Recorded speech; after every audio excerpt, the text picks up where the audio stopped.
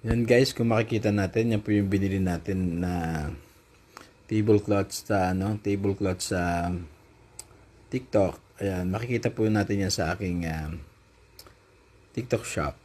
Yan, sa halagang 249 plus shipping, almost 270.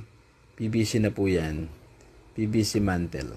Ganda na po. Tama-tama po yan para sa ating Christmas holiday. Yan. Bili na kayo. Nasa akin po siyang TikTok showroom. Sige po. Good Eid.